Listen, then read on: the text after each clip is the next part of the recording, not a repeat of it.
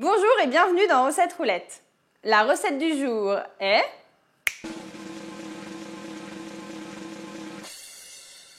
spaghetti carbonara, les vrais.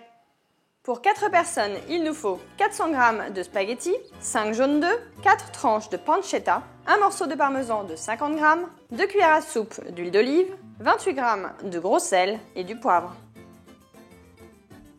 S'il y a bien une seule chose que tu dois retenir quand il s'agit de faire cuire des pâtes, c'est 1107. Pourquoi? C'est un chiffre tout simple à retenir pour savoir qu'il faut compter 1 litre d'eau pour 100 g de pâtes et 7 g de gros sel. Bon alors nous, on va mettre l'eau à chauffer tout de suite. On a 400 g de pâtes, on a donc 4 litres d'eau et 28 g de gros sel. Pendant que l'eau est tranquillement en train d'arriver à ébullition, nous, on va s'occuper du parmesan que l'on va râper. On râpe la moitié du parmesan. Ces petites râpes sont super, mais le seul problème, c'est qu'elles sont vraiment très aiguisées. Donc, on fait attention à ses petits doigts. Quand on arrive à la fin du bout de parmesan, on va plutôt appliquer sa paume dessus que ses petits doigts. On bat légèrement les œufs avec un peu de sel et de poivre. Du sel, du poivre et le parmesan râpé. Et on fouette jusqu'à obtention d'un mélange bien mousseux. On va maintenant s'occuper du cas de la pancetta.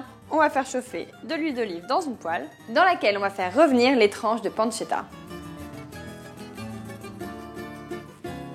L'eau bouche, je vais ajouter le sel. Pour t'assurer que tes pâtes soient bien cuites al dente, il suffit de retirer 1 minute du temps de cuisson indiqué sur le paquet. Donc là, nous, c'était marqué 8 minutes. On est donc parti pour 7 minutes.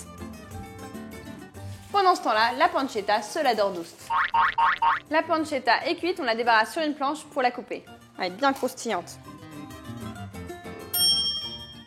Les pâtes sont cuites, il est temps de les égoutter. Mais auparavant, j'ajoute 1 à 2 cuillères à soupe d'eau des pâtes.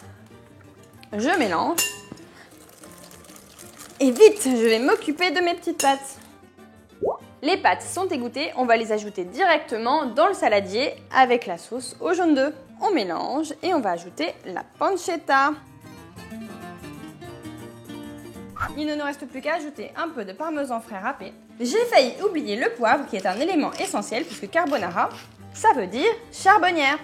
Et le poivre, c'est noir comme le charbon. À déguster sans attendre. Du coup, moi je te laisse avec une autre recette juste ici pendant que je vais me régaler. Si tu aimes les pâtes autant que moi et que tu as envie de voir une autre recette italienne, dis-le moi dans les commentaires. Rendez-vous demain à 11 h pour une nouvelle recette. Et si tu ne veux pas en rater une miette fait comme moi, abonne-toi à la chaîne Marmiton.